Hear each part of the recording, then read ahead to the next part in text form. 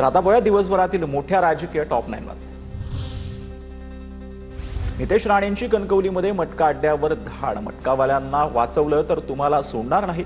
नितेश राणेंचा पोलिसांना इशारा, तर माझ्या इशाऱ्यानंतर पोलिसांनी 1 लाखांऐवजी 2 लाख रुपये हप्ता केला, नितेश राणेंचा आरोप।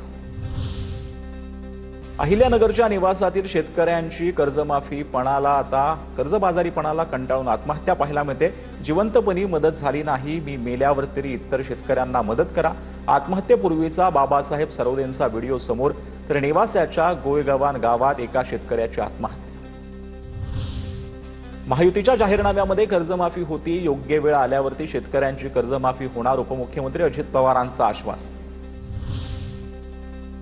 सातारा जिल्ह्यात मंत्री शंभूराज देसाईंकडून पावसामुळे झालेल्या नुकसानाचा आढावा। तांबे पुलाचं भूमिपूजन दादा आणि चव्हाणांनी केल्यानं दुरावस्था, शंभूराज देसाईंचा अजितदादा आणि पृथ्वीराज चव्हाणांना टोला।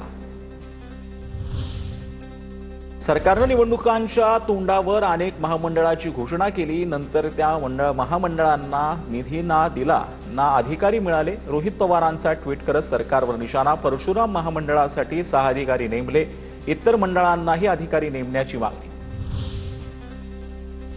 नाशिकच्या पालकमंत्रीपदासाठी सुहास कांदेंचा भुजबळांच्या नावाला विरोध, राष्ट्रवादीचे 7 आमदार पण ते तुमच्या सोबत आहेत का? कांदेंचा भुजबळांना खोचक सवाल, तर तो नो कमेंट्स म्हणत भुजबळांकडून कांदेंच्या वक्तव्यावर बोलण्यास नकार।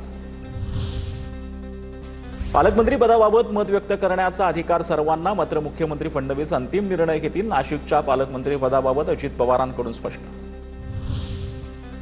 लक्ष्मण हाकेंच्या वादग्रस्त वक्तव्याचा व्हिडिओ व्हायरल, ओबीसींचं नेतृत्व धनगरांकडे गेल्यानं माळी समाजाला पोटशूळ असा व्हिडिओत उल्लेख, तर व्हिडिओ फेक, ओबीसी चळवळीत फूट पाडण्यासाठी कुटील डाव, हाकेंचा आरोप।